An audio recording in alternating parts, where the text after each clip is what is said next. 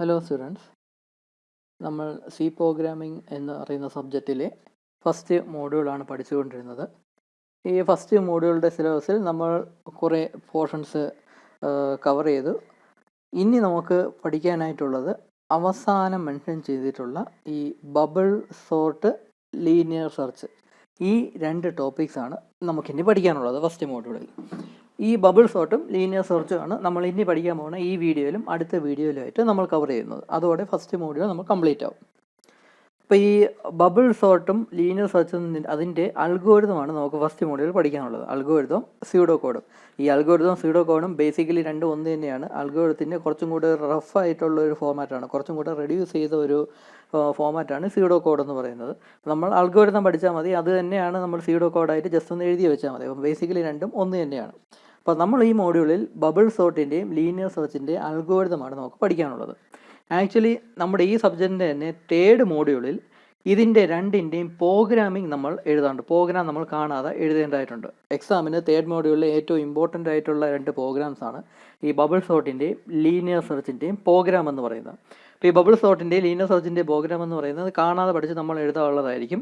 എക്സാമിന് direct question ആയിരിക്കും. Bubble സോർട്ടിൻ്റെ programme എഴുതുക അല്ലെങ്കിൽ ലീനിയർ സെർച്ചിൻ്റെ പ്രോഗ്രാം എഴുതുക എന്ന് പറഞ്ഞ് മിക്കവാറും ഡയറക്റ്റ് ക്വസ്റ്റ്യൻ തന്നെയായിരിക്കും തേർഡ് മോഡ്യൂളിലെ ഒരു ക്വസ്റ്റ്യൻ ആയിട്ട് എക്സാമിന് ചോദിക്കുന്നത്. അപ്പം ആ പ്രോഗ്രാമിംഗ് ക്വസ്റ്റ്യനിൻ്റെ അൽഗോരിതമാണ് നമ്മൾ ഫസ്റ്റ് മോഡ്യൂളിൽ പഠിക്കേണ്ടത്.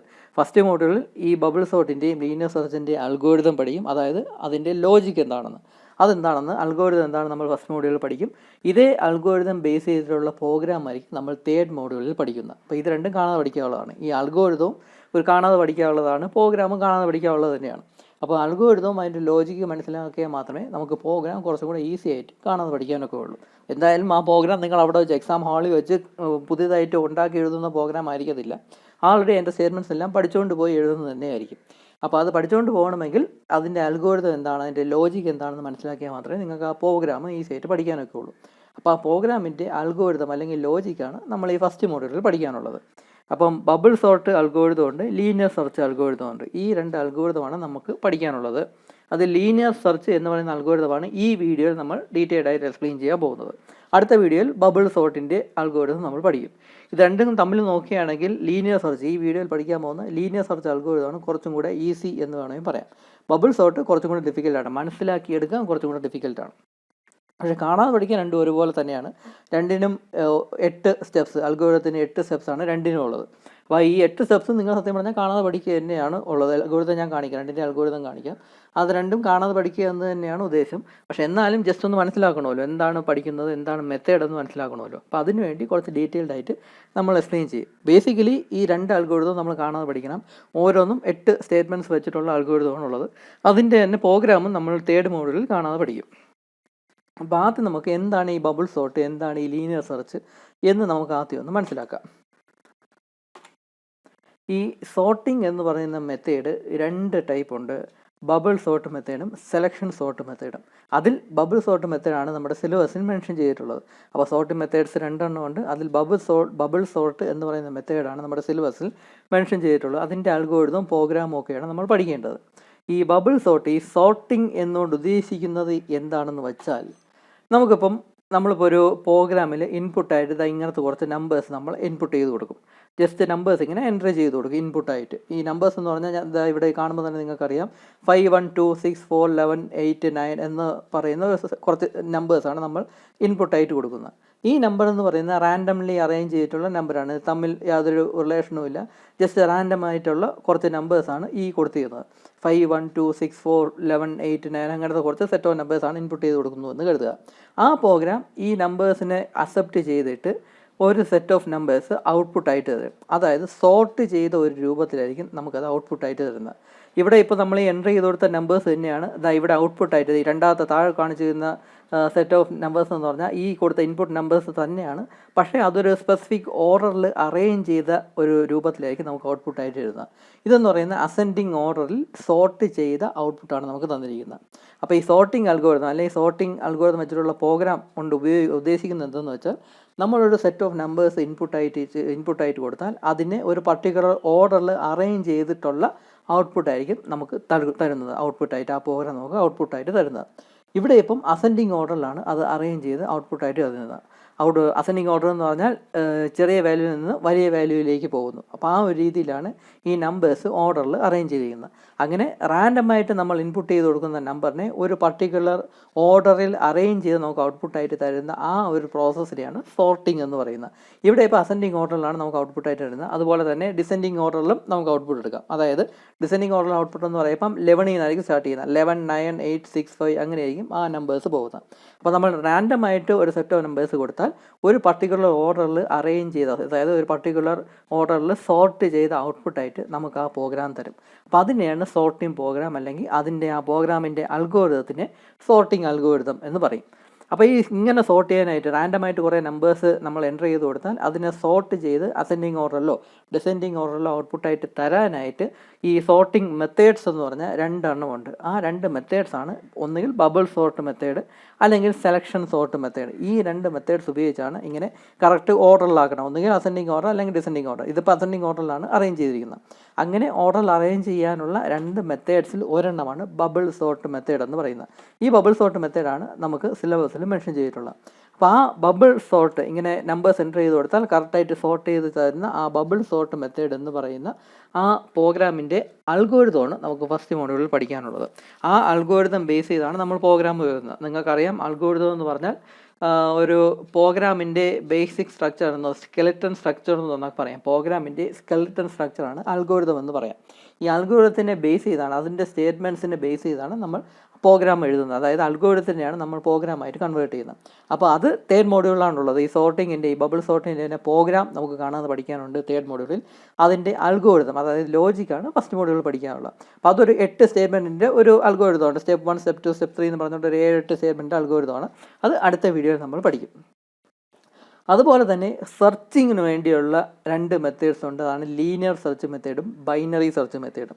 ഇതിൽ ലീനിയർ സെർച്ച് മെത്തേഡാണ് നമ്മളെ സിലബസിൽ മെൻഷൻ ചെയ്തിട്ടുള്ളത്. അതായത് ഇവിടെ നോക്കുക, ലീനിയർ സെർച്ച് എന്ന് പറഞ്ഞാൽ ആ സംഭവം. അപ്പോൾ സെർച്ച് മെത്തേഡ്സ് 2 എണ്ണം ഉണ്ട്. ലീനിയർ സെർച്ച് മെത്തേഡും ബൈനറി സെർച്ച് മെത്തേഡും. അതിൽ ലീനിയർ സെർച്ച് മെത്തേഡാണ് നമ്മളെ സിലബസിൽ മെൻഷൻ ചെയ്തിട്ടുള്ളത്. അപ്പോൾ അത് നമ്മൾ ഈ വീഡിയോയിൽ പഠിക്കും. ഈ ലീനിയർ സെർച്ച് മെത്തേഡിൻ്റെ പ്രോഗ്രാം നമ്മൾ തേർഡ് മോഡ്യൂളിൽ പഠിക്കണം. ആ സെയിം പ്രോഗ്രാമിൻ്റെ അൽഗോരിതം, അതായത് ലോജിക്ക് എന്താണെന്നാണ് നമ്മൾ ഈ ഫസ്റ്റ് മോഡ്യൂളിലെ ക്വസ്റ്റ്യൻ ആയിട്ട് പഠിക്കുന്നത്. ഈ ഫസ്റ്റ് മോഡ്യൂളിൽ ഏറ്റവും ഇമ്പോർട്ടൻ്റ് ആയിട്ടുള്ള 2 ക്വസ്റ്റ്യനാണ് ഈ ലീനിയർ സെർച്ച്, അതിൻ്റെ അൽഗോരിതം, ബബിൾ സോർട്ടിൻ്റെ അൽഗോരിതം. ഈ ഫസ്റ്റ് മോഡ്യൂളിൽ ഏറ്റവും ഇമ്പോർട്ടൻ്റ് ആയിട്ടുള്ള 10 മാർക്സിന് ചോദിക്കാൻ ഏറ്റവും കൂടുതൽ സാധ്യതയുള്ള 2 ക്വസ്റ്റ്യൻസ് ആണ് ഈ ലീനിയർ സെർച്ചിൻ്റെ അൽഗോരിതവും അതുപോലെ തന്നെ ബബിൾ സോർട്ടിൻ്റെ അൽഗോരിതം. അപ്പോൾ ലീനിയർ സെർച്ചിൻ്റെ അൽഗോരിതമാണ് നമ്മൾ ഈ ഒരു വീഡിയോയിൽ പഠിക്കാൻ പോകുന്നത്. ഈ ലീനിയർ സെർച്ച് എന്താണെന്ന് ഉദ്ദേശിച്ചാൽ, അതായത് സെർച്ചിങ് എന്ന് പറഞ്ഞാൽ എന്താണെന്ന് വെച്ചാൽ, നമ്മൾ ഇവിടെ സെർച്ചിങ് 2 ടൈപ്പ് ഉണ്ടെന്നേ പറഞ്ഞോളൂ. എന്താണ് സെർച്ചിങ് എന്ന് പറഞ്ഞില്ല. ഈ സെർച്ചിങ് എന്ന് പറഞ്ഞാൽ നമ്മളിവിടെ കുറച്ച് നമ്പേഴ്സിനെ ഇൻപുട്ടായിട്ട് കൊടുക്കുകയാണ്. ഒരു പ്രോഗ്രാമിന് ഒരു സെറ്റ് ഓഫ് നമ്പേഴ്സ്, ഒരു 10 നമ്പേഴ്സ് ജസ്റ്റ് റാൻഡമായിട്ട് നമ്മൾ സെറ്റ് ഓഫ് നമ്പേഴ്സ് നമ്മൾ ഇൻപുട്ടായിട്ട് കൊടുക്കുന്നു. ആ ഇൻപുട്ടായിട്ട് എൻ്റർ ചെയ്ത് കൊടുത്തിട്ട് പ്രോഗ്രാം നമ്മളോട് ഒരു ഇൻപുട്ടും കൂടെ ചോദിക്കും. നമ്പർ ടു ബി സെർച്ച്ഡ് എന്ന് പറഞ്ഞുകൊണ്ട് പ്രോഗ്രാം നമ്മളോട് ചോദിക്കും. അതായത് ഈ എൻ്റർ ചെയ്ത് കൊടുത്ത നമ്പറിൽ ഒരു പർട്ടിക്കുലർ നമ്പർ ഉണ്ടോ ഇല്ലയോ എന്ന് സെർച്ച് ചെയ്യണം. അങ്ങനെ ഏത് നമ്പറാണ് സെർച്ച് ചെയ്യേണ്ടത് എന്നും കൂടെ നമ്മൾ ഇൻപുട്ടായിട്ട് നമ്മളോട് പ്രോഗ്രാം ചോദിക്കും.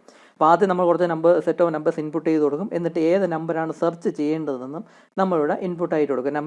നമ്പർ ടു ബി സെർച്ച്ഡ് എന്ന് ചോദിക്കുമ്പോൾ ഒരു പർട്ടിക്കുലർ നമ്പറും കൂടെ എൻ്റർ ചെയ്ത് കൊടുക്കും. അങ്ങനെ നമ്മൾ എൻ്റർ ചെയ്ത് കൊടുക്കുമ്പോഴേക്കും നമ്മൾ ഈ എൻ്റർ ചെയ്ത് കൊടുത്ത നമ്പേഴ്സിൽ ഈ സെർച്ച് ചെയ്യാനുള്ള വാല്യൂ, ആ സെർച്ച് ചെയ്യാനുള്ള നമ്പർ ഉണ്ട് എങ്കിൽ അത് എത്രാമത്തെ നമ്പറായിട്ടാണ് വരുന്നത് എന്ന ഔട്ട്പുട്ടായിരിക്കും നമുക്ക് കിട്ടുന്നത്. ഈ ലാസ്റ്റ് ലൈനായിരിക്കും ഈ പ്രോഗ്രാമിൻ്റെ ഔട്ട്പുട്ട് എന്ന് പറയുന്നത്. അതായത് ഇപ്പോൾ നമ്മൾ കുറച്ച് ഈ സെറ്റ് ഓഫ് നമ്പേഴ്സ് എൻ്റർ ചെയ്ത് കൊടുത്തു. എന്നിട്ട് ഈ 74 എന്ന നമ്പർ ഈ എൻ്റർ ചെയ്ത് കൊടുത്ത നമ്പേഴ്സിൽ ഉണ്ടോ ഇല്ലയോ എന്ന് സെർച്ച് ചെയ്യാനായിട്ട് നമ്മൾ ഇവിടെ കൊടുത്തു. നമ്പർ ടു ബി സെർച്ച് എന്ന് ചോദിക്കുമ്പോൾ 74 എന്ന് കൊടുത്തു. അപ്പോൾ പ്രോഗ്രാം ഇവിടെ ഓരോ നമ്പറിലായിട്ട് സെർച്ച് ചെയ്ത് നോക്കുക. ഈ 74 എന്ന വാല്യൂ ഈ നമ്മൾ എൻ്റർ ചെയ്ത് കൊടുത്ത നമ്പേഴ്സിൽ ഉണ്ടോ ഇല്ലയോ എന്ന് സെർച്ച് ചെയ്യും. ഉണ്ട് എങ്കിൽ ഇവിടെ ഇപ്പോൾ 74 എന്ന നമ്പർ ഇവിടെ വരുന്നുണ്ട്. ഉണ്ട് എങ്കിൽ ആ നമ്പർ എത്രാമത്തെ നമ്പറായിട്ടാണ് നമ്മൾ എൻ്റർ ചെയ്ത് കൊടുത്ത ലിസ്റ്റിലുണ്ട് എന്ന ഒരു ഔട്ട്പുട്ടായിരിക്കും നമുക്ക് പ്രോഗ്രാം തരുന്നത്. 74 is found at position 5 in the list. Position 5 എന്ന് പറഞ്ഞാൽ 5ാമത്തെ നമ്പറായിട്ട് 1, 2, 3, 4, 5 കണ്ടില്ലേ, 5ാമത്തെ നമ്പറായിട്ട് നമ്മൾ സെർച്ച് ചെയ്യാനുള്ള നമ്പർ അവിടെ കണ്ടെത്തി എന്നൊരു ഔട്ട്പുട്ടായിരിക്കും പ്രോഗ്രാം നമുക്ക് തരുന്നത്. ഇങ്ങനെ ഇപ്പോൾ നമ്മളൊരു കുറച്ച് സെറ്റ് ഓഫ് നമ്പേഴ്സ് ഇൻപുട്ടായിട്ട് കൊടുത്തിട്ട് ഒരു വാല്യൂ ഉണ്ടോ എന്ന് സെർച്ച് ചെയ്യാനായിട്ട് നമ്മൾ കൊടുത്താൽ ആ വാല്യൂ ഉണ്ട് എങ്കിൽ ആ വാല്യൂ കണ്ടെത്തി, ഇത്രാമത്തെ പൊസിഷനിൽ ആ വാല്യൂ കണ്ടെത്തി എന്നൊരു ഔട്ട്പുട്ട് തരും. അതേസമയം വാല്യൂ ഇല്ല എങ്കിൽ this number was not found എന്ന ഒരു ഔട്ട്പുട്ട് തരും. അപ്പോൾ അതിന് വേണ്ടിയുള്ള ഒരു പ്രോഗ്രാമിനെയാണ് ഈ സെർച്ചിങ് പ്രോഗ്രാം അല്ലെങ്കിൽ ലീനിയർ സെർച്ച് എന്നൊക്കെ പറയുന്നത്. അപ്പോൾ നിങ്ങൾ ചോദിക്കും, സാർ നമ്മളല്ലേ ഈ വാല്യൂസ്, ഈ 10 നമ്പേഴ്സ് നമ്മൾ തന്നെയല്ലേ എൻ്റർ ചെയ്ത് കൊടുക്കുന്നത്, അതിൽ 74 എന്ന വാല്യൂ ഉണ്ട് എന്ന് നമുക്കറിയാലോ, പിന്നെ എന്തിനാണ് 74 ഉണ്ടോ ഇല്ലയോ എന്ന് സെർച്ച് ചെയ്യാനായിട്ട് കമ്പ്യൂട്ടറിൻ്റെ അടുത്ത് തന്നെ ചോദിക്കുന്നത് എന്നൊക്കെ നിങ്ങൾക്കൊരു പക്ഷേ തോന്നാം. കാരണം നമ്മളാണ് നമ്പേഴ്സ് എല്ലാം എൻ്റർ ചെയ്ത് കൊടുക്കുന്നത്. ഇതിൽ 74 ഉണ്ടെന്ന് നമുക്ക് തന്നെ ബോധ്യമുണ്ട്. 5ാമത്തെ നമ്പറായിട്ടാണ് 74 എൻ്റർ ചെയ്യുന്നതെന്ന് നമുക്കറിയാം. എന്നിട്ടും ആ 74 ഉണ്ടോ എന്ന് കമ്പ്യൂട്ടറിൻ്റെ അടുത്ത് ചോദിക്കേണ്ട ആവശ്യമുണ്ടോ എന്നൊക്കെ നിങ്ങൾക്ക് തോന്നാം. സംഭവം എന്തെന്ന് വെച്ചാൽ അതല്ല ലോജിക്ക്. നമ്മൾ ഇവിടെ ഉദ്ദേശിക്കുന്നത് എന്തെന്ന് വെച്ചാൽ, നമ്മുടെ റിയൽ ലൈഫിൽ നമ്മളിവിടെ ഇൻപുട്ടായിട്ട് കൊടുക്കുന്നതെന്ന് പറഞ്ഞാൽ ഒരു ഡാറ്റാ ബേസിനായിരിക്കും ഇൻപുട്ടായിട്ട് കൊടുക്കുന്നത് ഒരു പ്രോഗ്രാമിലോട്ട്. ഡാറ്റാ ബേസ് എന്ന് പറഞ്ഞാൽ മേ ബി 10,000 അല്ലെങ്കിൽ 1 lakh അല്ലെങ്കിൽ 10 lakh അത്രത്തോളം നമ്പേഴ്സ് ആ ഡാറ്റാ ബേസിൽ കാണും. ആ ഡാറ്റാ ബേസ് ആയിരിക്കും ഇൻപുട്ടായിട്ട് കൊടുക്കുന്നത്. എന്നിട്ട് ആ ഡാറ്റാ ബേസിൽ ഏതെങ്കിലും ഒരു പർട്ടിക്കുലർ നമ്പർ ഉണ്ടോ ഇല്ലയോ എന്നായിരിക്കും നമുക്ക് സെർച്ച് ചെയ്തെടുക്കേണ്ടത്. ഇപ്പോൾ ഡാറ്റാ ബേസ് എന്ന് പറഞ്ഞാൽ ഒരുപക്ഷെ എന്തെങ്കിലും ഒരു ഫയലായിരിക്കും, അല്ലെങ്കിൽ ഒരു എക്സൽ ഫയൽ തന്നെ നമുക്ക് വേണമെങ്കിൽ ഇൻപുട്ടായിട്ട് കൊടുക്കാം പ്രോഗ്രാമിന്. അപ്പോൾ ആ എക്സൽ ഫയൽ എന്ന് പറയാം ഒരു large set of quantity of numbers അതിൽ സ്റ്റോർ ചെയ്യാനായിട്ട് സാധിക്കും എക്സൽ ഫയലിൽ. അപ്പോൾ അതിൽ തന്നെ ഇപ്പോൾ 10 lakh നമ്പേഴ്സ് എക്സൽ ഫയലിൽ സേവ് ചെയ്തിട്ടുണ്ടെങ്കിൽ ആ 10 lakh നമ്പേഴ്സിനായിരിക്കണം നമ്മൾ ഒരു നമ്പർ സെർച്ച് ചെയ്തെടുക്കേണ്ടത്. അപ്പോൾ അങ്ങനെ ഒരു ലാർജ് നമ്പർ ഓഫ് ഇതാണ് ഇൻപുട്ടായിട്ട് കൊടുക്കുന്നതെങ്കിൽ, ഒരു ഡാറ്റാ ബേസോ അല്ലെങ്കിൽ ഒരു എക്സൽ ഫയലൊക്കെയാണ് ഇൻപുട്ടായിട്ട് കൊടുത്തിട്ട് അതിൽ ഒരു വാല്യൂ ഉണ്ടോ ഇല്ലയോ എന്ന് സെർച്ച് ചെയ്യാനൊക്കെയാണ് സത്യം പറഞ്ഞാൽ റിയൽ ലൈഫിൽ ഈ ഒരു പ്രോഗ്രാമൊക്കെ യൂസ് ചെയ്യുന്നത്. പക്ഷേ നമ്മൾ അതിനെപ്പറ്റി പഠിക്കുന്ന സമയത്ത് എക്സൽ ഫയലാണ് ഇൻപുട്ടായിട്ട് കൊടുക്കുന്നതെന്നോ അല്ലെങ്കിൽ ഡാറ്റാ ബേസിലിട്ട് 10 lakh നമ്പേഴ്സ് ഡാറ്റാ ബേസിൽ ഇൻപുട്ടായിട്ട് കൊടുക്കുന്നോ എന്ന് പറഞ്ഞുകൊണ്ടായിരിക്കത്തില്ല നമ്മൾ പഠിക്കേണ്ടത്. നമ്മൾ പഠിക്കുമ്പം അതിൻ്റെ ഒരു സിമ്പിളായിട്ടുള്ളൊരു രീതിയിലായിരിക്കണമല്ലോ നമ്മൾ പഠിക്കേണ്ടത്. അപ്പോൾ അങ്ങനെ പഠിക്കണം. അങ്ങനെ അതിൻ്റെ ലോജിക്ക്, അതിൻ്റെ മെത്തേഡ്, ഈ സെർച്ച് ചെയ്തെടുക്കുന്നതിൻ്റെ മെത്തേഡ് എന്താണെന്ന് പഠിക്കാനായിട്ട് നമ്മൾ തന്നെ യൂസർ തന്നെ ഒരു 10 നമ്പർ ഇൻപുട്ട് ചെയ്ത് കൊടുക്കുന്നു. എന്നിട്ട് അതിൽ ഒരു നമ്പർ ഉണ്ടോ ഇല്ലയോ എന്ന് സെർച്ച് ചെയ്യാനായിട്ട് യൂസർ തന്നെ ശ്രമിക്കുന്നു എന്നൊരു ലോജിക്കിലാണ് നമ്മൾ ഈ പ്രോഗ്രാം പഠിക്കുന്നത്. പക്ഷേ റിയൽ ലൈഫ് ആപ്ലിക്കേഷൻ എന്ന് പറഞ്ഞാൽ ഇൻപുട്ടായിട്ടൊരു വലിയൊരു ഡാറ്റാ ബേസ് ആയിരിക്കും ഇൻപുട്ടായിട്ട് കൊടുക്കുന്നത്. അതിൽ ഒരു പർട്ടിക്കുലർ നമ്പർ ഉണ്ടോ ഇല്ലയോ എന്ന് സെർച്ച് ചെയ്തെടുക്കുന്നതായിരിക്കും റിയൽ ലൈഫ്. അപ്പോൾ ഈ സെർച്ച് ചെയ്യുന്ന രീതി എങ്ങനെയെന്നാണ് നമുക്കിതിൽ പഠിക്കേണ്ടത്. അപ്പോൾ സെർച്ച് ചെയ്യുന്ന രീതി പഠിക്കാനായിട്ട് നമ്മൾ ജസ്റ്റ് അസ്യൂം ചെയ്യുന്നു യൂസർ തന്നെയായിരിക്കും ഈ 10 നമ്പേഴ്സ് ഇൻപുട്ട് ചെയ്ത് കൊടുക്കുന്നത്. അതിൽ നിന്ന് ഏത് നമ്പറാണോ എന്നുള്ളത് സെർച്ച് ചെയ്ത് ചോദിക്കുന്നു. ആ നമ്പർ സെർച്ച് ചെയ്യാനുള്ള നമ്പരും നമ്മൾ തന്നെയാണ് എൻ്റർ ചെയ്ത് കൊടുക്കുന്നത്. അപ്പോൾ ആ നമ്പർ ഉണ്ട് എങ്കിൽ അത് എത്രാമത്തെ നമ്പറാണെന്നുള്ള ഔട്ട്പുട്ട് നമുക്ക് കിട്ടും. അതേസമയം നമ്പർ ഇല്ല എങ്കിൽ this number was not found എന്നൊരു ഔട്ട്പുട്ട് ആയിരിക്കും നമുക്ക് കിട്ടുന്നത്. അപ്പോൾ ഇങ്ങനെ ഒരു സെറ്റ് ഓഫ് നമ്പേഴ്സ് ഇൻപുട്ട് ചെയ്ത് കൊടുത്താൽ അതിലൊരു പർട്ടിക്കുലർ വാല്യൂ ഉണ്ടോ ഇല്ലയോ എന്ന് സെർച്ച് ചെയ്ത് നമുക്ക് കാണാം. ഉണ്ട് എങ്കിൽ അത് എത്രാമത്തെ നമ്പറായിട്ടാണ് അത് വരുന്നത് എന്ന ഒരു ഔട്ട്പുട്ട് കിട്ടുന്ന ആ ഒരു സംഭവത്തിന്, ആ ഒരു പ്രോഗ്രാമിനെയാണ് ഈ ലീനിയർ സെർച്ച് മെത്തേഡ് അല്ലെങ്കിൽ സെർച്ചിങ് എന്ന് പറയുന്ന മെത്തേഡായിട്ട് ഉപയോഗിക്കുന്നത്. ഈ സെർച്ച് എന്ന് പറയുന്ന ആ മെത്തേഡിൽ 2 മെത്തേഡുണ്ട്. ലീനിയർ സെർച്ച് മെത്തേഡുണ്ട്, മൈനർ സെർച്ച് മെത്തേഡുണ്ട്. അപ്പോൾ ഈ രണ്ടിനും 2 രീതിയാണ് ഉപയോഗിക്കുന്നത്. സെർച്ച് ചെയ്യാനായിട്ടുള്ള രീതി എന്ന് പറഞ്ഞാൽ 2 രീതിയാണ് ഉപയോഗിക്കുന്നത്. ഇവിടെ ഞാൻ എങ്ങനെയാണ് ഈ 74 5ാമതായിട്ട് എങ്ങനെയാണ് കണ്ടെത്തിയതെന്ന് ഞാൻ ഇതുവരെ പറഞ്ഞില്ല.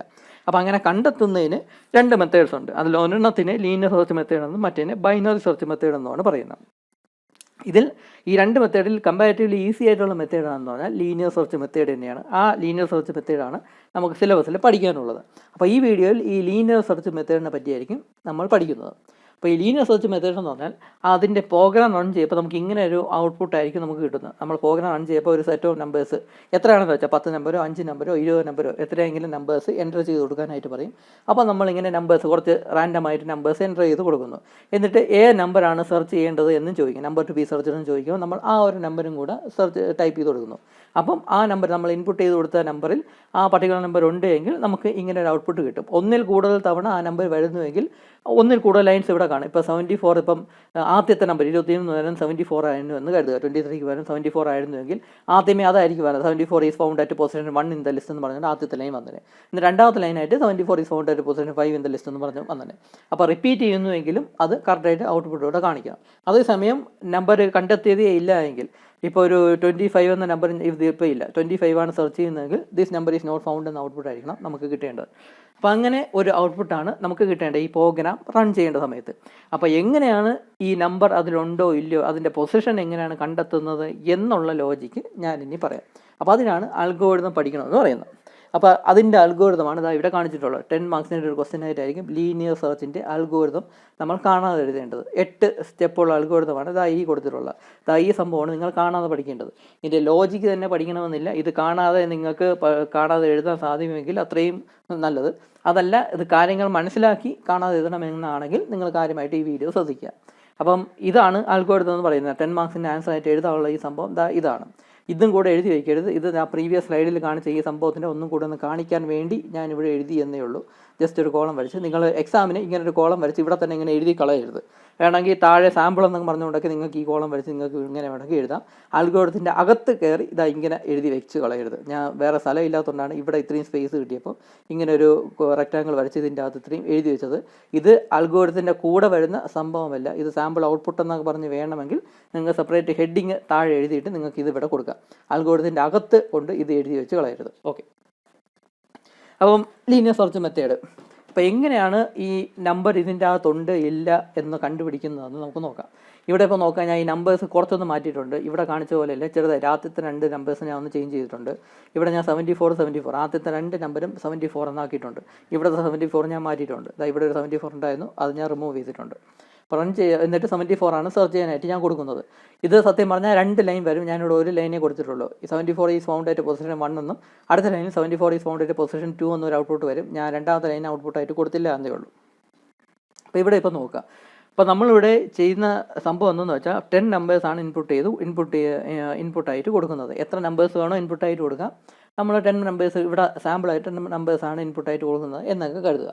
അപ്പോൾ അൽഗോരിതം എങ്ങനെയെന്ന് പറഞ്ഞാൽ ആദ്യത്തെ സ്റ്റെപ്പ് എന്താണെന്ന് വെച്ചാൽ input the series of numbers consider n equal to number of elements. അതായത് സീരീസ് ഓഫ് നമ്പേഴ്സ് ഇൻപുട്ട് ചെയ്ത് കൊടുക്കുക എന്നതാണ് ആദ്യത്തെ സ്റ്റെപ്പ്. ഇത് അൽഗോരിതം ആണല്ലോ, ഇപ്പോൾ ആക്ച്വൽ പ്രോഗ്രാം അല്ല, അൽഗോരിതമാണ്. അപ്പം സീരീസ് ഓഫ് നമ്പേഴ്സ് ഇൻപുട്ട് ചെയ്ത് കൊടുക്കുക എന്ന് ആദ്യത്തെ സ്റ്റെപ്പ്. എത്ര എണ്ണം നമ്മൾ ഇൻപുട്ട് ചെയ്ത് കൊടുക്കുന്നു ആ എണ്ണത്തിന് n എന്ന് റെപ്രസെൻറ്റ് ചെയ്ത് ഇവിടെ നമ്മൾ 10 നമ്പറാണ് ഇൻപുട്ട് ചെയ്ത് കൊടുക്കുന്നത്. അങ്ങനെയാണെങ്കിൽ n-ൻ്റെ വാല്യൂ 10 ആയിട്ടായിരിക്കും അതിൽ സേവ് ആവുന്നത്. അപ്പോൾ ഇവിടെ നമ്പേഴ്സ് ഇൻപുട്ട് ചെയ്ത് കൊടുക്കുക. ആദ്യത്തെ സ്റ്റെപ്പ് എന്ന് പറഞ്ഞാൽ നമ്പേഴ്സ് ഇൻപുട്ട് ചെയ്ത് കൊടുക്കുക. എത്ര നമ്പറാണ് ഇൻപുട്ട് ചെയ്യുന്നത് അതിനെ n എന്ന് പറയുന്ന വാല്യൂയിലോട്ട് അത് സേവ് ചെയ്യുന്നു. അതായത് 10 എന്ന വാല്യൂ ആയിരിക്കും n എന്ന് പറയുന്ന വാല്യൂയിലോട്ട് സ്റ്റോർ ചെയ്യുന്നത്. ഇനി രണ്ടാമത്തെ സ്റ്റെപ്പ് എന്ന് പറഞ്ഞാൽ enter the number two search. അതായത് ഏത് നമ്പറാണ് നമ്മൾ ഇൻപുട്ട് ചെയ്ത് കൊടുത്തതിൽ സെർച്ച് ചെയ്തെടുക്കേണ്ടത്, ഏത് നമ്പറിൻ്റെ സെർച്ച് ചെയ്യണമെന്ന് പറഞ്ഞുകൊണ്ട് നമ്പർ ടു ബി സെർച്ച്ഡ് എന്ന് പറഞ്ഞ് ചോദിക്കും. അപ്പോൾ ആ സമയത്താണ് നമ്മൾ ഇവിടെ 74 ഒക്കെ ടൈപ്പ് ചെയ്ത് കൊടുത്താൽ. അപ്പോൾ ഏത് നമ്പറാണ് സെർച്ച് ചെയ്യേണ്ടത് എന്ന് ചോദിക്കുന്ന ആ സ്റ്റെപ്പാണ് രണ്ടാമത്തെ സ്റ്റെപ്പായിട്ട് അൽഗോരിതത്തിൽ കൊടുത്തിരിക്കുന്നത്. അപ്പോൾ നമ്മൾ ആ സമയത്ത് ഇൻപുട്ടായിട്ട് കൊടുക്കുന്നതിന് എക്സ് എന്ന് പറയുന്ന വേരിയബിളിലോട്ടായിരിക്കും സ്റ്റോർ ചെയ്യുന്നത്. നമ്മൾ ഈ കൊടുക്കുന്ന 74 എവിടെയെങ്കിലും സ്റ്റോർ ചെയ്യണമല്ലോ. ഈ നമ്പേഴ്സ് എല്ലാം ആക്ച്വലി ഒരു അറേയിലോട്ടാണ് സ്റ്റോർ ചെയ്യുന്നത്. എന്താണ് അറേ എന്ന് നിങ്ങൾ പഠിച്ചില്ല, അത് പ്രോഗ്രാം പഠിക്കുമ്പോഴേ നിങ്ങൾ മനസ്സിലാവും. 3rd മോഡ്യൂളിൽ വരുന്നൊരു പോർഷനാണ് അറേ എന്നുള്ളത്. ഒരു അറേയിലോട്ടാണ് ഈ നമ്പേഴ്സ് എല്ലാം കൂടെ സ്റ്റോർ ചെയ്യുന്നത്. അതേസമയം ഈ 74 എന്നുള്ളത് ഒരു വേരിയബിളിലോട്ടായിരിക്കും സ്റ്റോർ ചെയ്യുന്നത്. ആക്ച്വലി വേരിയബിളിനെ ഞാൻ പഠിപ്പിച്ചില്ല എന്താണെന്ന്. എന്തായിരുന്നാലും 2nd മോഡ്യൂൾ സ്റ്റാർട്ട് ചെയ്യുമ്പോൾ നിങ്ങൾക്ക് കാര്യം എന്താണ് മനസ്സിലാവും, എന്താണ് വേരിയബിൾ എന്നൊക്കെ മനസ്സിലാവും. എന്തായിരുന്നാലും നിങ്ങളത് കേട്ടുകൊണ്ടിരിക്കുക. അപ്പോൾ ഇവിടെ 10 നമ്പേഴ്സ് ഒരു അറേയിലോട്ടാണ് സ്റ്റോർ ചെയ്യുന്നത്. ഈ 74 എന്ന വാല്യൂ അത് ഒരു വേരിയബിളിലോട്ടാണ് സേവ് ആവുന്നത്. എന്താണ് വേരിയബിൾ എന്ന് നിങ്ങൾക്ക് ഒരുപക്ഷെ ഇപ്പം തന്നെ മനസ്സിലായി കാണും. എക്സ് എന്ന് പറയുന്ന ആ പേരിലോട്ടായിരിക്കും 74 സ്റ്റോർ ആവുന്നത്. അപ്പോൾ അതിന് എക്സിനെ നമുക്ക് വേരിയബിൾ എന്ന് പറയാം. അപ്പോൾ ഈ എക്സ് എന്ന് പറയുന്ന വേരിയബിളിലോട്ടായിരിക്കും നമ്മൾ ഇപ്പോൾ നമ്പർ ടു ബി സെർച്ച്ഡ് എന്ന് പറഞ്ഞുകൊണ്ട് ഉള്ള ആ ഒരു ഇൻപുട്ട് സ്റ്റോർ ചെയ്യുന്നത്. ഇനി ഇനിഷ്യലൈസ് i ഈക്വൽ ടു 1 എന്നൊരു സ്റ്റെപ്പാണ് മൂന്നാമത്തെ. Initialize i equal to 1. ഈ i റെപ്രസെൻ്റ് ചെയ്യുന്ന എത്രാമത്തെ നമ്പർ എന്ന് റെപ്രസെൻ്റ് ചെയ്യാൻ വേണ്ടിയാണ് ഇവിടെ ഈ i എന്ന് പറയുന്ന ആൽഫബറ്റ് ഉപയോഗിക്കുന്നത്. ആദ്യത്തെ, രണ്ടാമത്തെ, മൂന്നാമത്തെ, നാലാമത്തെ എന്ന് നമ്മൾ നമ്പർ പറയുമല്ലോ, അതായത് ഈ പൊസിഷൻ നമ്പർ അത് റെപ്രസെൻ്റ് ചെയ്യാൻ വേണ്ടിയാണ്, ഈ പൊസിഷൻ നമ്പറിനെ റെപ്രസെൻ്റ് ചെയ്യാൻ വേണ്ടിയാണ് i എന്ന് പറയുന്ന ആൽഫബറ്റ് ഉപയോഗിക്കുന്നത്. ഇവിടെ i ഈക്വൽ ടു 1 എന്ന് പറഞ്ഞാണ് സ്റ്റാർട്ട് ചെയ്യുന്നത്. ഇനിഷ്യലൈസ് ഐയുടെ ഇനിഷ്യൽ വാല്യൂ 1 എന്നാണ് സ്റ്റാർട്ട് ചെയ്യുന്നത്. 1ൽ സ്റ്റാർട്ട് ചെയ്യുന്ന കാര്യം എന്തെന്ന് പറഞ്ഞാൽ ആദ്യത്തെ നമ്പർ എന്നാണല്ലോ നമ്മൾ ആദ്യത്തെ നമ്പറിനെ എപ്പോഴും പറയുന്നത്. ആദ്യത്തെ നമ്പർ നമ്മൾ 0th നമ്പർ എന്ന് നമ്മൾ പറയാറില്ലല്ലോ. ആദ്യത്തെ നമ്പർ എന്ന് പറഞ്ഞാൽ 1ാമത്തെ നമ്പർ, ഇത് 2ാമത്തെ നമ്പർ, 3ാമത്തെ നമ്പർ, 4ാമത്തെ നമ്പർ എന്നാണ് നമ്മൾ പറയുന്നത്. അപ്പോൾ ഈ നമ്പർ സ്റ്റാർട്ട് ചെയ്യുന്നത് പറഞ്ഞാൽ 1ാമത്തെ എന്ന് പറഞ്ഞുകൊണ്ടാണ് നമ്മൾ നമ്പറിൻ്റെ പൊസിഷൻ സ്റ്റാർട്ട് ചെയ്യുന്നത്. അപ്പോൾ അതുകൊണ്ട് i ഈക്വൽ ടു 1 എന്ന് പറഞ്ഞുകൊണ്ട് നമ്മളിവിടെ 3ാമത്തെ സ്റ്റെപ്പ് ഇവിടെ കൊടുത്തിട്ടുണ്ട്. ഇവിടെ ശ്രദ്ധിക്കേണ്ട കാര്യം, ഈ പ്രോഗ്രാമിംഗ് ഒക്കെ അറിയാവുന്നവർക്ക് ചിലപ്പോൾ ഇവിടെ ഒരു കൺഫ്യൂഷൻ വന്നു കാണും. നമ്മൾ പ്രോഗ്രാം എഴുതുന്ന സമയത്ത് ഐയുടെ വാല്യൂ 0 എന്നാണ് കൊടുക്കുന്നത്. ഐയുടെ വാല്യൂ പ്രോഗ്രാം എഴുതുന്ന സമയത്ത് ഐയുടെ വാല്യൂ 0 എന്നായിരിക്കും നമ്മൾ കൊടുക്കുന്നത്. അതിൻ്റെ റീസൺ എന്തെന്ന് വെച്ചാൽ ഈ നമ്പേഴ്സ് സ്റ്റോർ ചെയ്യുന്ന അറേയിലോട്ടാണ്. അറേയുടെ ഈ പൊസിഷൻ നമ്പർ സ്റ്റാർട്ട് ചെയ്യുന്ന 0യിലാണ്. അപ്പോൾ അതുകൊണ്ട് ഐയുടെ വാല്യൂ 0 ആയിട്ട് നമ്മൾ പ്രോഗ്രാമിംഗ് എഴുതുമ്പോൾ നമ്മൾ എഴുതാറുണ്ട്. പക്ഷേ അതേസമയം ഈ അൽഗോരിതം എഴുതുമ്പം ഐയുടെ വാല്യൂ 0 ആയിട്ട് നമ്മൾ എഴുതണ്ട. ഇവിടെ അറേയൊന്നും നമ്മൾ ഉപയോഗിക്കുന്നില്ല എന്ന രീതിയിലാണ്, അൽഗോരിതം ആണ് നമ്മളിവിടെ എഴുതുന്നത്. അപ്പോൾ അറേ എന്ന് പറയുന്ന കൺസെപ്റ്റ് ഒന്നും അൽഗോരിതത്തിലില്ല. അൽഗോരിതത്തിൽ 1ാമത്തെ നമ്പർ, 2ാമത്തെ നമ്പർ, 3ാമത്തെ നമ്പർ എന്ന രീതിയിലാണ് നമ്മൾ പഠിക്കുന്നത്. അതുകൊണ്ട് i ഈക്വൽ ടു 1 എന്ന് എഴുതുന്നു. അതേസമയം ഇതിൻ്റെ പ്രോഗ്രാം എഴുതുന്ന സമയത്ത് ഈ നമ്പേഴ്സ്, സെറ്റ് ഓഫ് നമ്പേഴ്സ് ഒരു അറേയിലോട്ടാണ് സ്റ്റോർ ചെയ്യുന്നത്. അറേയുടെ ഇൻഡെക്സ് നമ്പർ സ്റ്റാർട്ട് ചെയ്യുന്ന 0യിലാണ്. അപ്പോൾ അതുകൊണ്ട് ഐയുടെ വാല്യൂ 0 എന്നായിരിക്കും നമ്മൾ പ്രോഗ്രാം എഴുതുന്ന സമയത്ത് നമ്മൾ സ്റ്റേറ്റ്മെൻ്റ് ആയിട്ട് എഴുതുന്നത്. അപ്പോൾ അത് പ്രോഗ്രാമിംഗ് അറിയാവുന്നവർക്ക് മാത്രമേ ഈ ഒരു ഡൗട്ട് വരത്തുള്ളൂ. നിങ്ങളത് തൽക്കാലം ഇപ്പോൾ നോക്കണ്ട. എന്താണെന്നാലും പറഞ്ഞൊരു എക്സ്പ്ലനേഷൻ ഇതാണ്. അൽഗോരിതം ആയതുകൊണ്ടാണ് i ഈക്വൽ ടു 1 എന്ന് പറഞ്ഞ് നമ്മൾ എടുക്കുന്നത്. പ്രോഗ്രാം എഴുതുന്ന സമയത്ത് i ഈക്വൽ ടു 0 എന്ന് എടുക്കത്തുള്ളൂ. അപ്പോൾ അൽഗോരിതം ആണ് നമ്മൾ ഈ പഠിക്കുന്നത്. അവിടെ ഈ അറേ എന്ന സംഭവമൊന്നും നമ്മളിവിടെ കൺസിഡർ ചെയ്യുന്നില്ല. അപ്പോൾ അതുകൊണ്ട് i = 1 എന്ന് തന്നെ നമ്മൾ എടുക്കുക. അപ്പോൾ ഇപ്പം പറഞ്ഞ കാര്യം ഈ പ്രോഗ്രാമിംഗ് അറിഞ്ഞുകൂടാത്തവർക്ക് ഒരു പക്ഷേ മനസ്സിലായി കാണത്തില്ല, ഒരു കുഴപ്പമില്ല. അത് പ്രോഗ്രാമിംഗ് പഠിക്കുമ്പോൾ മാത്രം അത് താനെ മനസ്സിലായിക്കോളും. അപ്പം i = 1 എന്ന് പറഞ്ഞുകൊണ്ട് മൂന്നാമത്തെ സ്റ്റെപ്പായിട്ട് എടുത്തു. ഈ i റെപ്രസെൻറ്റ് ചെയ്യുന്ന ഈ പൊസിഷൻ, എത്രാമത്തെ നമ്പർ എന്ന ആ ഒരു സംഭവം റെപ്രസെൻറ്റ് ചെയ്യാൻ വേണ്ടിയാണ് i എന്ന് പറയുന്ന ആൽഫബറ്റ് ഉപയോഗിക്കുന്നത്. അപ്പോൾ അതായത് പറഞ്ഞു വരുമ്പോൾ iയും ഒരു വേരിയബിൾ തന്നെയാണ്. iയുടെ ഇനിഷ്യൽ വാല്യൂ എന്ന് പറഞ്ഞാൽ 1 ആണ്. അടുത്തത് നാലാമത്തെ സ്റ്റെപ്പ് എന്ന് പറഞ്ഞാൽ is the ith term equal to x. ഈ അൽഗോരിതത്തിൻ്റെ ബേസിക്കലി ഇതിൻ്റെ ലോജിക്ക് എന്താണെന്ന് വെച്ചാൽ, എങ്ങനെയാണ് നമ്മൾ ഈ ഇൻപുട്ട് ചെയ്ത് കൊടുക്കുന്ന നമ്പർ, ഈ സെർച്ച് ചെയ്യേണ്ട നമ്പർ ഇതിൻ്റെ അകത്തുണ്ട് ഇല്ല എന്ന് കണ്ടെത്തുന്നത് എങ്ങനെയാണെന്ന് പറഞ്ഞാൽ സിമ്പിളാണ്. ആദ്യം ഈ സെർച്ച് ചെയ്യേണ്ട നമ്പർ ഈ ഓരോ നമ്പറുമായിട്ട് കമ്പയർ ചെയ്യും. ഈ 74 നമ്മളിവിടെ സെർച്ച് ചെയ്യേണ്ട നമ്പർ ഇവിടെ എൻ്റർ ചെയ്ത് കൊടുത്തല്ലോ. ഈ നമ്പറിനെ നമ്മൾ ആദ്യം ഇൻപുട്ട് ചെയ്ത് കൊടുത്താൽ ഓരോ നമ്പറുമായിട്ട് അത് കമ്പയർ ചെയ്ത് നോക്കും. കമ്പയർ ചെയ്ത് നോക്കുക എന്ന് പറഞ്ഞാൽ ഈ നമ്പർ തന്നെയാണോ, ഈ നമ്പർ ഈക്വൽ ടു, രണ്ടും ഒരേ നമ്പർ തന്നെയാണോ എന്നായിരിക്കും അത് ചെക്ക് ചെയ്യണം. ഈ 74ഉം ഈ 74ഉം ഈക്വൽ ആണോ എന്ന് നോക്കുക. അത് കഴിഞ്ഞ് ഈ 74ഉം ഈ 74 ഈക്വൽ ആണോ എന്ന് നോക്കുക. അത് കഴിഞ്ഞ് ഈ 65ഉം 74, അതായത് ആദ്യത്തെ നമ്പരും ഈ സെർച്ച് ചെയ്യുന്ന നമ്പരും ഈക്വൽ ആണോ അല്ലയോ എന്നത് ചെക്ക് ചെയ്യും. അത് കഴിഞ്ഞ് രണ്ടാമത്തെ നമ്പരും ഈ 74ഉം ഈക്വൽ ആണോ അല്ലയോ എന്ന് ചെക്ക് ചെയ്യും. അത് കഴിഞ്ഞ് മൂന്നാമത്തെ നമ്പരും ഈ 74ഉം ഈക്വൽ ആണോ അല്ലയോ എന്ന് ചെക്ക് ചെയ്യും. അത് കഴിഞ്ഞ് ഈ നാലാമത്തെ നമ്പരും ഈ നമ്പരും ഈക്വൽ ആണോ അല്ലയോ എന്ന് ചെക്ക് ചെയ്യും. അങ്ങനെയാണ് ഈ നമ്പർ നമ്മൾ സെർച്ച് ചെയ്യേണ്ട നമ്പർ ഇതിലുണ്ടോ ഇല്ലയോ എന്ന് കണ്ടെത്തുന്നത്. അപ്പോൾ ഈക്വൽ ആണോ ഈ ഓരോ നമ്പരും, 5ാമത്തെ നമ്പർ, 6ാമത്തെ നമ്പർ, 7ാമത്തെ നമ്പർ, ഈ ഓരോ നമ്പരും ഈ സെർച്ച് ചെയ്യുന്ന നമ്പറുമായിട്ട് കമ്പയർ ചെയ്യും. ഈക്വൽ ആണോ അല്ലയോ എന്ന് കമ്പയർ ചെയ്യും. ഈക്വൽ ആണ് എങ്കിൽ ഇങ്ങനെ ഒരു ഔട്ട്പുട്ട് കിട്ടും. ആ പർട്ടിക്കുലർ പൊസിഷൻ എത്രയാണെന്ന് അതിവിടെ ലിസ്റ്റ് ചെയ്ത് കാണിക്കും. ഈക്വൽ അല്ല എങ്കിൽ അതിനെ സ്കിപ്പ് ചെയ്തിട്ട് അടുത്ത നമ്പറുമായിട്ട് കമ്പയർ ചെയ്യും. എന്നിട്ട് അതും ഈക്വൽ അല്ല എങ്കിൽ വീണ്ടും അടുത്ത നമ്പറുമായിട്ട് കമ്പയർ ചെയ്യും. അങ്ങനെ അവസാനം വരെ അതിങ്ങനെ കമ്പയർ ചെയ്തുകൊണ്ടിരിക്കും. ഈ 74 തന്നെയാണോ ഈ അവസാന നമ്പർ, 74 തന്നെയാണോ ഈ 9ാമത്തെ നമ്പർ, 74 തന്നെയാണോ ഈ 8ാമത്തെ നമ്പർ എന്നിങ്ങനെ ഓർഡറിൽ ഇങ്ങനെ ചെക്ക് ചെയ്ത് നോക്കിക്കൊണ്ടിരിക്കും, കമ്പയർ ചെയ്തുകൊണ്ടിരിക്കും. അങ്ങനെയാണ് ഈ നമ്പർ ഈ സെർച്ച് ചെയ്യുന്ന നമ്പർ തന്നെയാണോ ഈ നമ്പറിൽ ഇവിടെ വരുന്നത് എന്ന് അത് കണ്ടെത്തുന്നത്. അപ്പോൾ അതിൻ്റെ മെയിനായിട്ടുള്ള സ്റ്റേറ്റ്മെൻറ്റാണ് ഈ സ്റ്റെപ്പ് 4 ആയിട്ട് വരുന്നത്. സ്റ്റെപ്പ് 4 ചോദിക്കുന്നത് എന്തെന്ന് വെച്ചാൽ is the ith term equal to x. അതായത് ith ടേം എന്ന് പറഞ്ഞാൽ ഫസ്റ്റ് ടേം ആവാം, സെക്കൻഡ് ടേം ആവാം, തേർഡ് ടേം ആവാം.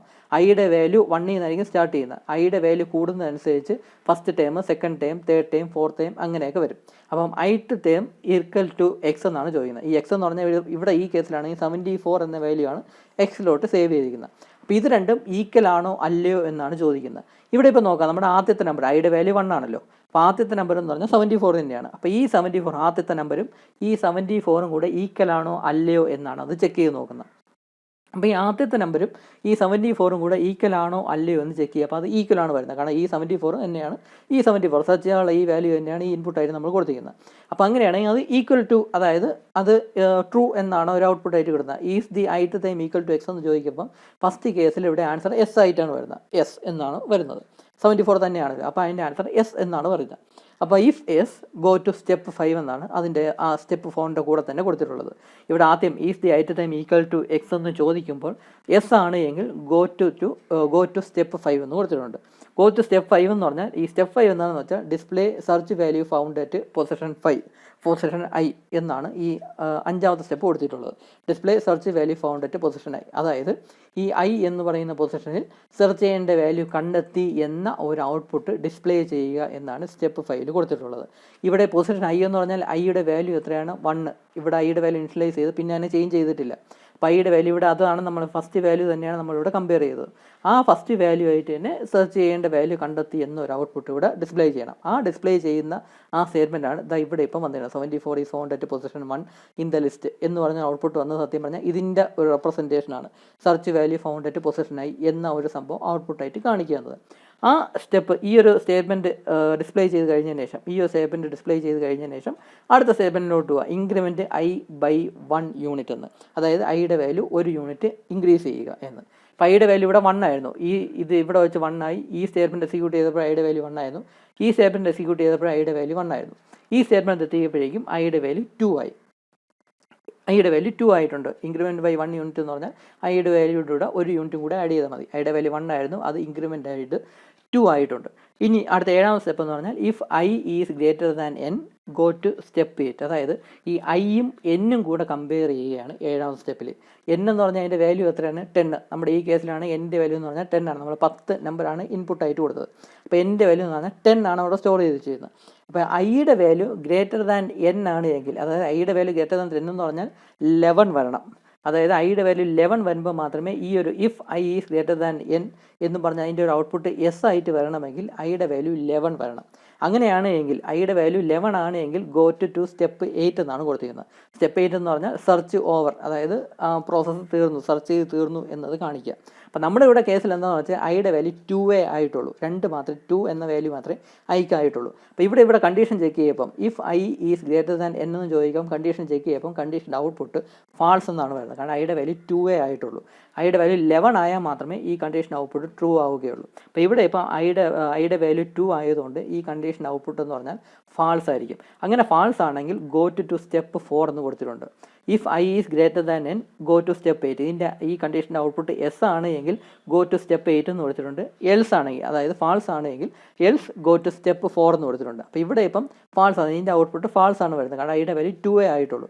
അങ്ങനെയാണെങ്കിൽ ഗോ ടു സ്റ്റെപ്പ് 4 എന്ന് പറഞ്ഞിട്ടുണ്ട്. സ്റ്റെപ്പ് 4 എന്ന് പറഞ്ഞാൽ അത് തിരിച്ച് വീണ്ടും ഇവിടെ വരികയാണ്. ഇവിടെ വീണ്ടും ചെക്ക് ചെയ്യാണ് is the ith term equal to x എന്ന് ചെക്ക് ചെയ്യണം. ഇവിടെ ഐ എന്ന് പറയുന്നതിൻ്റെ വാല്യൂ എന്ന് പറഞ്ഞാൽ 2 ആണ്. അതായത് രണ്ടാമത്തെ ടേമും ഈ എക്സിൻ്റെ വാല്യൂവും തമ്മിൽ ഈക്വൽ ആണോ അല്ലയോ എന്ന് ചെക്ക് ചെയ്യുക. അപ്പോൾ രണ്ടാമത്തെ ടേമും ഈ സെർച്ച് ചെയ്യേണ്ട വാല്യൂവും കൂടെ ചെക്ക് ചെയ്യുമ്പം ഇവിടെയും കണ്ടീഷൻ്റെ ഔട്ട്പുട്ട് ട്രൂ ആയിട്ടാണ് വരുന്നത്. അപ്പോൾ ഇവിടെ രണ്ടാമത്തെ നമ്പർ 74 തന്നെയാണ്, സെർച്ച് ചെയ്യുന്ന വാല്യൂ 74 തന്നെയാണ്. അപ്പോൾ ഇവിടെയും കണ്ടീഷൻ ചെക്ക് ചെയ്യുമ്പം is the ith time equal to x എന്ന് പറയുമ്പോൾ പിന്നെയും എസ് എന്ന് തന്നെയാണ് വരുന്നത്. അങ്ങനെ വീണ്ടും അത് 5th എന്ന സ്റ്റെപ്പിലോട്ട് പോകുന്നു. ഈ 5th എന്ന് പറഞ്ഞാൽ സെർച്ച് വാല്യൂ ഫൗണ്ട് അറ്റ് പൊസിഷനായി എന്നത് സംഭവം വീണ്ടും ഡിസ്പ്ലേ ചെയ്യുന്നു. അതായത് ഇവിടെ രണ്ടാമത്തെ ലൈനായിട്ട് 74 is found at position 2 in the list എന്ന് പറഞ്ഞ് വരും. കാരണം ഇവിടെ ഐയുടെ വാല്യൂ എന്ന് പറഞ്ഞാൽ 2 ആണ് ആ സമയത്ത്. അപ്പോൾ അത് രണ്ടാമത്തെ ലൈനായിട്ട് ഞാൻ ഇവിടെ കൊടുത്തിട്ടില്ല, രണ്ടാമത്തെ ലൈനായിട്ട് അതും കൂടെ വരും. എന്നിട്ട് വീണ്ടും ഇൻക്രിമെൻറ്റ്, അടുത്ത സ്റ്റെപ്പ് എന്ന് പറഞ്ഞാൽ ഇൻക്രിമെൻറ്റ് I/1 യൂണിറ്റ് എന്ന് കൊടുത്തിട്ടുണ്ട്. അതായത് ഐയുടെ വാല്യൂ 1 യൂണിറ്റ് കൂടെ ഇൻക്രീസ് ചെയ്യുക. അപ്പോൾ ഐയുടെ വാല്യൂ 2 ആയിരുന്നു, അതിൻ്റെ ഇൻക്രിമെൻറ്റ് ചെയ്ത് 3 ആക്കിയിട്ടുണ്ട്. വീണ്ടും കണ്ടീഷൻ ചെക്ക് ചെയ്യുക, is I greater than N എന്ന് ചോദിക്കുക. അപ്പോൾ ഈ കണ്ടീഷൻ ഔട്ട്പുട്ട് ഫാൾസ് തന്നെയാണ്. ഐയുടെ വാല്യൂ 11 വരുമ്പോൾ മാത്രമേ ഈ കണ്ടീഷൻ ഔട്ട്പുട്ട് ട്രൂ ആവുകയുള്ളൂ. ഇപ്പോൾ ഐയുടെ വാല്യൂ 3 എത്തിയിട്ടുള്ളൂ. അതുകൊണ്ട് വീണ്ടും എൽസ് ഗോ ടു സ്റ്റെപ്പ് 4 എന്ന് കൊടുത്തിട്ടുണ്ട്. അങ്ങനെ വീണ്ടും സ്റ്റെപ്പ് 4ലോട്ട് പോവുക. പിന്നെ ഇവിടെ വെച്ച് വീണ്ടും ചെക്ക് ചെയ്യണം, ith time equal to x ആണോ അല്ലയോ എന്ന് ചെക്ക് ചെയ്യുന്നു. ഇവിടെ ഐ എന്ന് പറഞ്ഞാൽ വാല്യൂ 3 ആണ്.